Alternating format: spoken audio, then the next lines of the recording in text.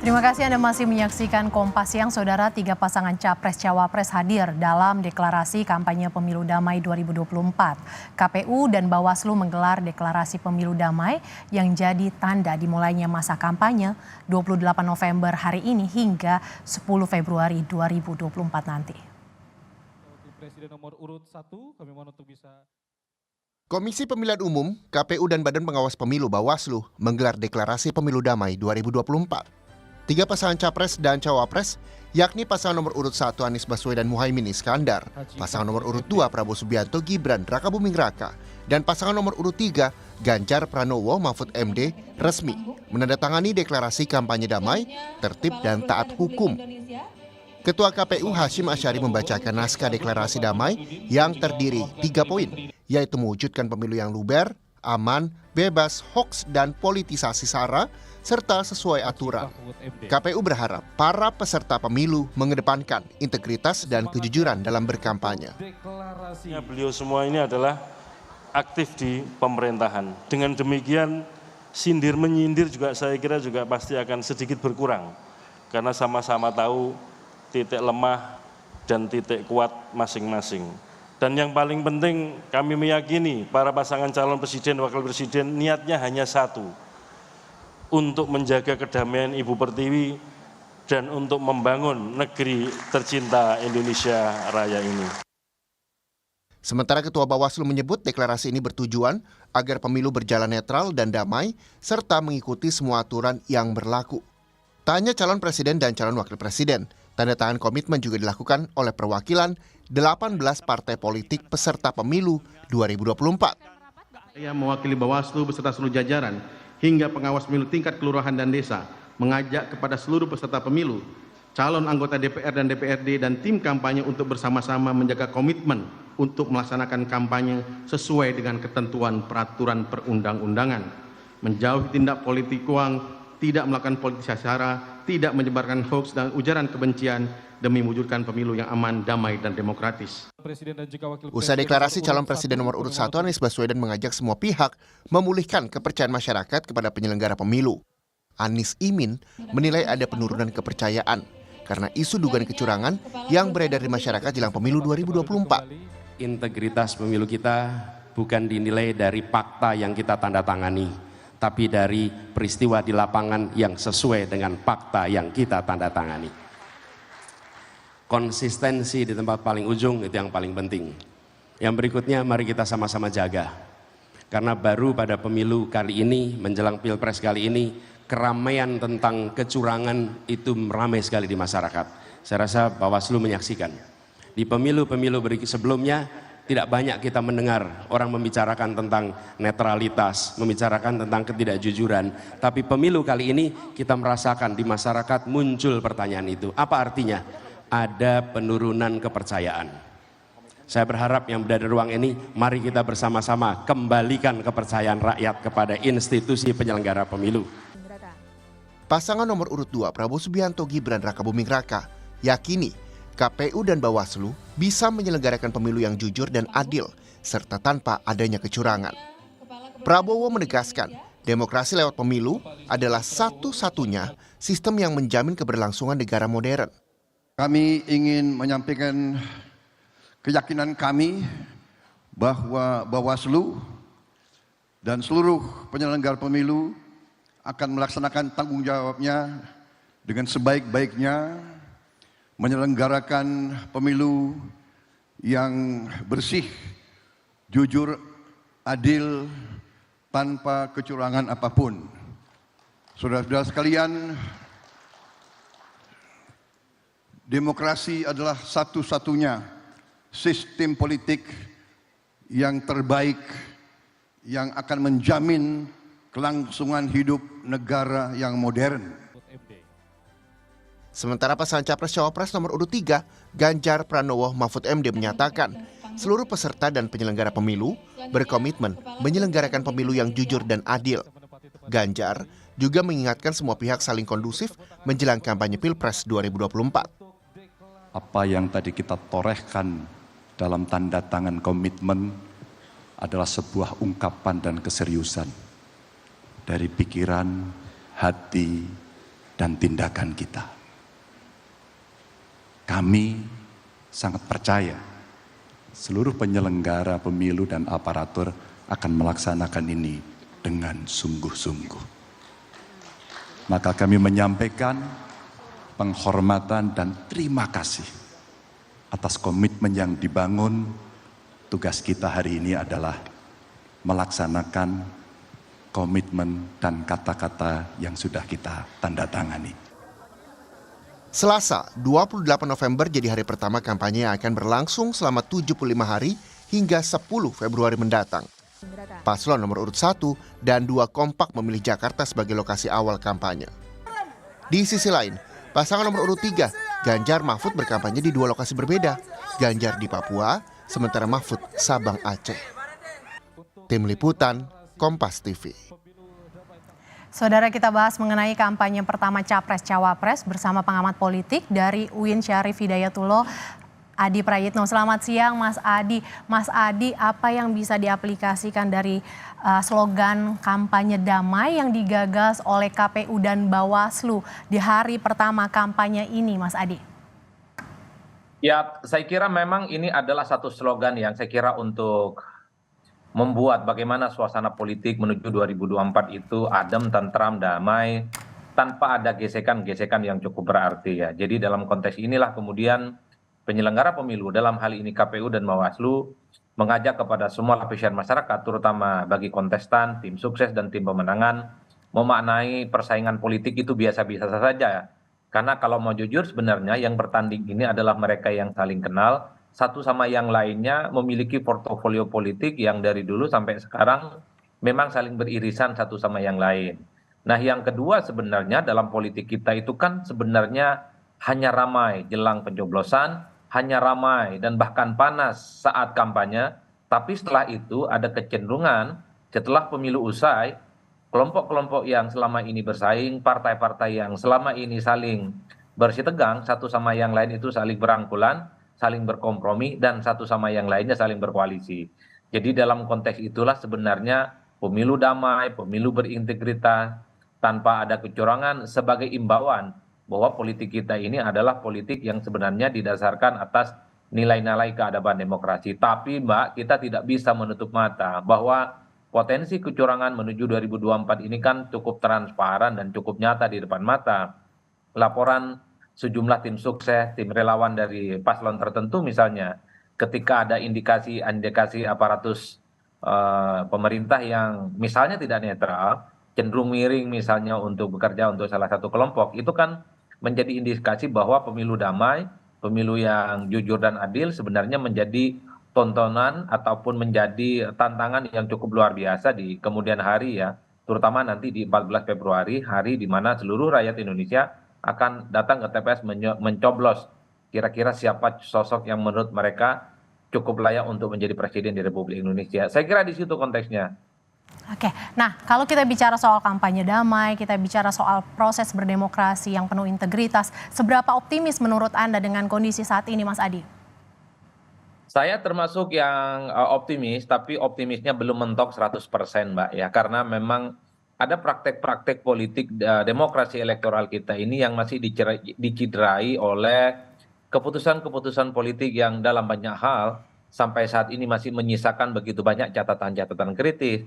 Misalnya soal netralitas aparatus pemerintah yang belakangan ini paling banyak disinggung ya, kan cukup transparan dan nyata di depan mata, tapi tidak bisa diungkap sebagai bagian dari pelanggaran pemilu. Oleh karena itu bagi saya yang paling penting adalah bagaimana kita menciptakan pemilu yang berkualitas. Tentu saja siapapun yang punya akses terhadap kekuasaan, jangan menggunakan aparatus-aparatus pemerintah untuk memenangkan pertarungan politik. Tentu yang kita harapkan di 2024 itu adalah presiden dan wakil presiden yang terpilih, bukan mereka yang disambut dengan olok-olok, bukan mereka yang disambut dengan cibiran, bukan mereka yang disambut oleh bulian-bulian dan kritikan yang saya kira ini akan menjadi noda dalam pesta demokrasi kita. Yang kita inginkan nanti di Pilpres 2024 adalah presiden dan wakil presiden yang dipilih melalui proses demokratis, melalui proses yang transparan, jujur, dan tentu menjunjung tinggi keadaban demokrasi. Sehingga rakyat Indonesia, siapapun yang kalah dan siapapun yang menang, ini akan menyambut dengan riang gembira siapapun nantinya presiden dan wakil presiden yang terpilih dalam konteks politik 5 tahunan ini. Saya kira di situ konteksnya, Mbak, yang paling penting. Oke, dalam acara deklarasi kampanye damai kemarin, Pak Anies sempat menyinggung bicara soal kecurangan, netralitas itu masih terjadi di saat deklarasi kampanye damai kemarin. Apa yang bisa dilihat? Apa bisa dikatakan bahwa masih khawatir seperti itu soal netralitas seperti itu masih menjadi sesuatu yang agak sulit diwujudkan, Mas Adi? Saya kira wajar kalau kubu seperti Anies Baswedan, bahkan jauh-jauh hari sebelumnya kubunya Pak Prabowo Subianto sering bicara tentang potensi kecurangan di pemilu ya, karena memang dari setiap pemilu ke pemilu yang lain indikasi-indikasi kecurangan itu nyata di depan mata dan tidak bisa dibantah ya. Oleh karena itu ini semacam imbauan moral dan secara politik, dan tentu saja mengajak kepada seluruh rakyat Indonesia untuk menjadi pemilih rasional, melakukan pengawasan-pengawasan politik yang partisipatoris. Jangan sampai ada kecurangan-kecurangan yang dilakukan oleh siapapun yang justru hanya akan menjidrai demokrasi kita. Kecurangan itu banyak hal ya. Pertama misalnya kecurangan yang dilakukan oleh penyelenggara pemilu. Misalnya ada oknum-oknum penyelenggara pemilu, entah itu KPU ataupun Bawaslu dari level pusat hingga daerah, ini tendensi miring-miring dan cenderung untuk bekerja memenangkan salah satu paslon atau bekerja untuk memenangkan salah satu capres tertentu. Itu adalah indikasi-indikasi kecurangan yang cukup nyata. Dan biasanya kalau kita melihat hasil pemilu 2019, laporan-laporan kemiringan gitu, ketidaknetralan penyelenggara pemilu itu kan terjadi di mana-mana. Yang kedua misalnya kecurangan juga bisa berupa praktik money politik yang cukup masif, Mbak. Ini adalah kecurangan yang tidak bisa kita hindari dari dulu sampai sekarang. Kalaupun toh praktik politik uang ini tidak bisa dihilangkan, minimal bisa dikurangi. Itu kan secara prinsip. Oleh karena itu indikasi-indikasi kecurangan yang disampaikan oleh Anies misalnya ataupun kubu Ganjar pada sebelum-sebelumnya itu adalah sebagai satu alarm. Jangan lagi di 2024 pesta demokrasi kita itu justru dicekoki oleh persoalan-persoalan yang sebenarnya cukup tidak beradab. Bahkan kalau kita mau bicara tentang potensi kecurangan di 2024 ini ada tambahannya yang cukup serius, yaitu tentang ketidaknetralan aparatus-aparatus pemerintah yang belakangan ini misalnya seringkali menjadi diskursus, menjadi isu politik yang cukup kuat di halayak publik secara umum. Oke, Mas Adi, kita tahu sebelumnya sudah ada arahan bagi ASN dari Presiden untuk netral. Begitupun sudah ada pernyataan dari pimpinan TNI dan juga Polri terkait netralitas ini. Bagaimana Polri dan TNI juga harus netral, termasuk juga lembaga lain. Nah, apakah ini tidak cukup untuk meyakinkan publik bahwa pemilu bisa berjalan dengan netral, menjadi pemilu yang penuh integritas, begitu, Mas? Ya kalau mau jujur sebenarnya pernyataan presiden yang berulang-ulang selalu mengimbau kepada seluruh aparatus-aparatus pemerintah untuk netral, untuk tidak cawe-cawe dan tidak miring-miring, saya kira mestinya sudah selesai. Termasuk pernyataan Kapolri, pernyataan Panglima TNI, saya kira sudah clear ya, bahwa semua akan ditindak jika ada oknum di antara mereka itu bekerja untuk kepentingan salah satu calon dan kepentingan partai. Tapi kan pada saat yang bersamaan gitu ya, ada praktik-praktik yang ditengarai, terindikasi dilakukan sejumlah oknum-oknum tertentu untuk kepentingan politik tentu saja. Ini yang pada saat yang bersamaan kenapa isu soal netralitas aparatus pemerintah selalu menjadi pembicaraan, Mbak. Misalnya ada satu patroli di salah satu kantor partai politik tertentu. Mungkin itu adalah satuan tugas pengamanan seperti biasa jelang pemilu. Tapi kadang patroli itu hanya dilakukan untuk salah satu partai, tapi tidak berlaku umum ke semua partai politik. Sehingga menimbulkan kecurigaan-kecurigaan yang kemudian dianggap sebagai bagian dalam tanda kutip gitu, potensi-potensi yang tidak sejalan dengan kaidah demokrasi. Meski tujuannya sama, meski tujuannya adalah sesuatu hal yang bagus jika ada patroli keamanan ya. Ataupun misalnya ketika ada penurunan atribut-atribut paslon dan calon tertentu, tapi tidak diberlakukan kepada calon yang lain, ini kan menimbulkan satu pertanyaan yang cukup kritis. Kenapa itu terjadi? Ataupun ketika ada mobilisasi aparatus-aparatus desa ya, itu kan menjadi pertanyaan-pertanyaan prinsip bagaimana aparatus-aparatus pemerintah yang kita sebut itu sifatnya umum dan luas, itu memang menjadi tantangan yang cukup serius bahwa mereka itu jangan bekerja untuk kepentingan politik manapun.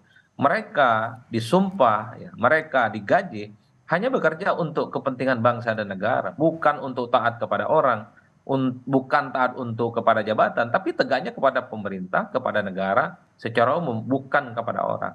Oleh karena itu, bagi saya mestinya ketika Presiden, Kapolri, Panglima TNI menyatakan secara terbuka supaya jajaran-jajaran mereka itu untuk terus netral, mestinya tak ada lagi pembicaraan-pembicaraan di luar, tak ada lagi pembicaraan-pembicaraan di level elit, bahwa ada oknum-oknum tertentu yang misalnya dianggap miring-miring dan bekerja untuk kepentingan politik praktis. Saya kira di situ poinnya, Mbak.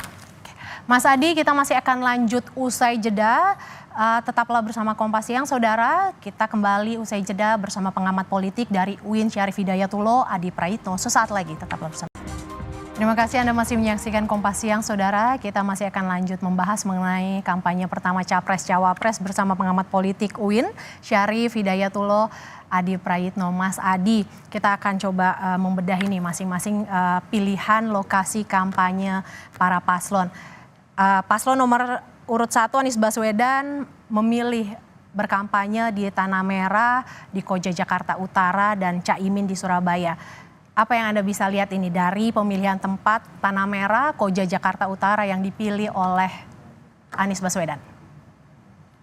Ya, saya kira persisnya hanya mereka dan Tuhan yang tahu ya, kenapa misalnya masing-masing calon ini memulai dari satu tempat yang berbeda dengan yang lain. Tapi kalau saya membaca secara umum, ini starting point bagi mereka untuk menegaskan bahwa kampanye mereka itu dimulai dari batas ataupun basis politik yang selama ini memang menjadi kekuatan politik mereka. Harus diakui, Anies Baswedan itu kekuatan politiknya salah satunya adalah di Jakarta. Mengingat posisinya sebagai gubernur DKI Jakarta memang mendapatkan expose dan tingkat dukungan politik di atas rata-rata. Jadi wajar kalau kemudian Anies memulai kampanye politiknya itu di Jakarta ya. Sementara Muhaimin Iskandar kita tahu memulai kampanyenya di Jawa Timur.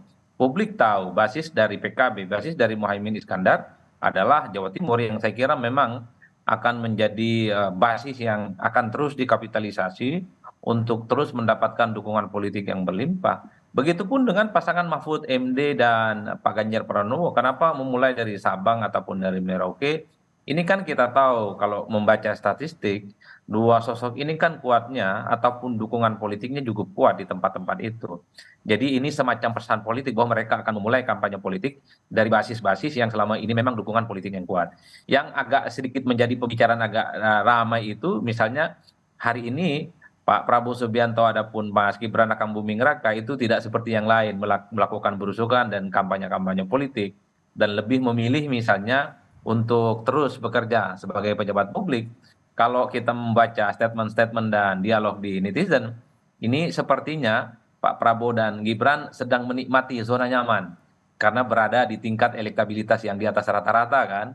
Bahkan ada keyakinan misalnya dari beberapa orang yang menyebut yang terafiliasi sebagai pendukungnya bahwa pasangan ini misalnya potensi untuk menang satu putaran. Mungkin ini juga yang bisa menjelaskan kenapa Gibran, kenapa Prabowo tidak turun ke bawah, tidak belusukan seperti yang dilakukan oleh paslon-paslon yang lain. Tapi for all bagi saya, hari ini adalah kick off di mana pertandingan Pilpres itu dimulai. Pastinya semua resource, semua sumber daya politik akan dimaksimalkan oleh kontestan. Belusukan, berkunjung dari satu tempat ke tempat yang lain, berkomunikasi dengan masyarakat sebagai upaya untuk meyakinkan bahwa mereka adalah sosok presiden dan sosok calon wakil presiden yang sangat layak untuk memimpin bangsa dan negara ini.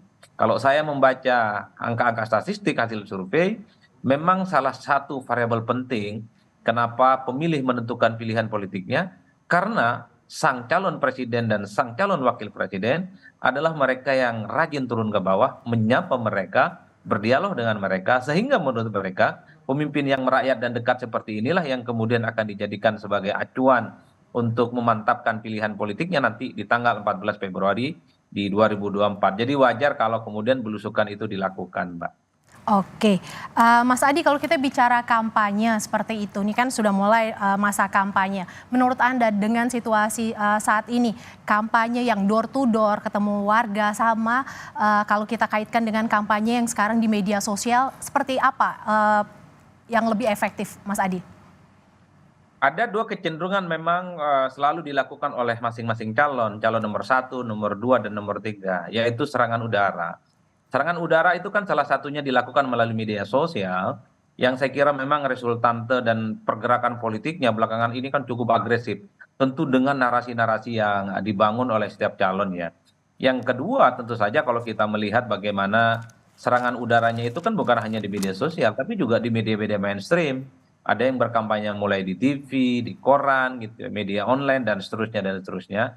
Karena serangan-serangan udara semacam ini tentu untuk memberikan pengetahuan kepada publik, untuk memberikan engagement kepada pemilih, terutama kelas menengah ke atas, sebagai basis argumentasi kepada pemilih untuk meyakinkan bahwa salah satu capres yang mereka dukung adalah mereka yang sering untuk mendapatkan expose ya, ataupun pemberitaan media yang cukup luar biasa. Jadi itu yang saya kira langkah pertama, karena memang bangunan isu, bangunan narasi itu penting sebagai satu positioning politik yang menjadi daya tarik kepada paslon untuk menyihir para pemilih bahwa mereka adalah sosok capres dan cawapres yang paling layak untuk dipilih. Yang kedua memang tak kalah pentingnya adalah serangan darat.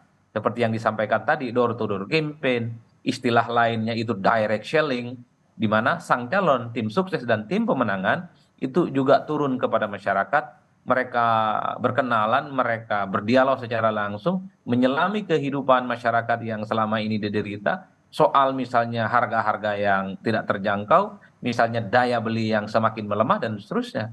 Ini adalah model kampanye yang paling banyak disukai oleh masyarakat, Mbak, karena bagi mereka pemimpin adalah mereka yang tidak berjarak. Menurut pemilih, pemimpin itu adalah mereka yang bukan hanya bicara di Menara Gading, tapi kakinya tidak nyentuh ke tanah. Oleh karena itu, belusukan seperti door to door dan direct selling oleh calon-calon tertentu itu sebagai upaya untuk mendapatkan dukungan yang cukup berlimpah. Tadi saya menyebutkan misalnya Pak Prabowo dan Mas Gibran itu tidak melakukan kampanye belusukan seperti yang dilakukan oleh paslon yang lain. Tapi kalau kita melihat pembicaraan di media, expose yang kemudian sampai kepada para pemirsa misalnya, kita tahu bahwa tim pemenangan daerah mereka juga bekerja ternyata. Mereka mengadakan panggung, mereka mengadakan sosialisasi, menyebarkan visi misi dari pasangan Prabowo Subianto dan Mas Gibran Rakabuming Raka. Oleh karena itu, karena ini adalah kick off hari pertama kampanye itu dimulai, saya hakul yakin semua resource, semua potensi pastinya akan dimaksimalkan untuk meningkatkan tingkat keterpilihan mereka. Tim sukses mereka gerakkan, relawan mereka gerakkan, tim kampanye daerah pastinya mereka akan kapitalisasi, turun kepada masyarakat, mengajak kepada pemilih supaya jagoan mereka masing-masing yang sangat pantas dan layak untuk jadi pemimpin di 2024. Mas Adi, saya tertarik tadi soal serangan udara. Kalau kita bicara soal kampanye damai kan itu idealnya, itu harapannya seperti itu. Tetapi kalau kita bicara soal kampanye di udara ini, biasanya ada tantangan ini terkait dengan adanya ujaran kebencian atau hoax. Bagaimana Anda melihat ujaran kebencian dan hoax dalam situasi saat ini, Mas? Kalau saya membaca soal hate speech ya, atau ujaran kebencian, bahkan hoax, ketika bicara tentang kepentingan 2024, ini tidak semasif 2019 yang lalu. Kalau 2019 itu kan bicaranya tentang cebong dan kampret. Mereka bicara tentang kafir, bicara tentang partai malaikat, ada partai setan. Bahkan ada isu-isu identitas yang memang menjurus pada isu-isu yang cukup sensitif, terutama berbasiskan politik identitas agama ya. Jadi itu yang kemudian menyuburkan begitu banyak ujaran-ujaran kebencian yang terjadi beberapa waktu silam terkait dengan pemilu kita. Rasa-rasanya di pemilu 2024 ini hanya sebatas ledekan-ledekan yang menurut saya masih standar, Mbak. Tidak menjurus pada hoax dan tidak menjurus pada ujaran kebencian. Paling hanya statement-statement yang bersifat sarkastis gitu ya, untuk dalam tanda kutip mendowngrade salah satu kandidat tertentu. Jadi istilah-istilah gemoy, ya lebih suka joget-joget, cuman modal belusukan, cuman modal retorika, itu adalah satu statement-statement yang seringkali kita dengarkan dari berbagai kalangan sebagai bentuk sindiran halus sebenarnya kepada masing-masing salah satu kandidat yang misalnya dinilai terindikasi memiliki satu positioning dalam tanda kutip kurang bagus.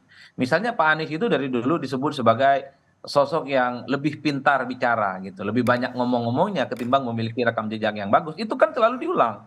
Ataupun Pak Ganjar misalnya dikritik hanya modal belusukan ke bawah misalnya. Itu kan sering disampaikan kepada publik ya, terutama bagi kontestan-kontestan lain bahwa Pak Ganjar ini hanya bisa berlari, tapi belum mampu misalnya memberikan gagasan dan narasi-narasi besar seperti calon yang lain. Itu kan sesuatu yang sifatnya negatif secara tidak langsung.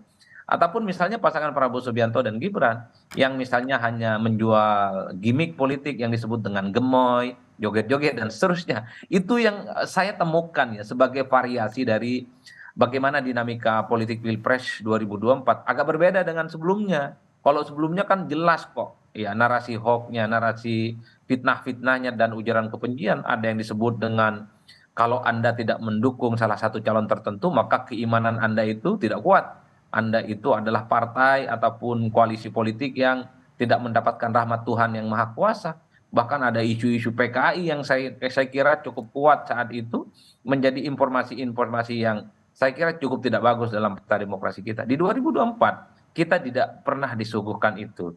Hanya sedikit berita-berita negatif terkait dengan portofolio masing-masing kandidat yang sudah saya sebutkan tadi. Pak Anies dikonotasikan sebagai calon pemimpin yang hanya jago retorika, Pak Ganjar diasosiasikan sebagai pemimpin yang hanya modal belusukan gitu ya, tapi gagasannya belum ada sesuatu yang besar. Pak Prabowo misalnya hanya jualan isu yang terkait dengan joget-joget ataupun gemoy. Kan ini yang lebih kuat narasi politiknya yang bagi saya tidak terlampau kuat secara signifikan mengarah kepada hate speech dan ujaran kebencian. Ya, kampanye dimulai hari ini 28 November hingga 10 Februari 2024. Kita harapkan kampanye damai tidak hanya sekedar wacana tapi bisa terwujud. Terima kasih Mas Adi Prayitno, pengamat politik dari UIN Syarif Hidayatullah yang sudah bergabung bersama Kompas Siang.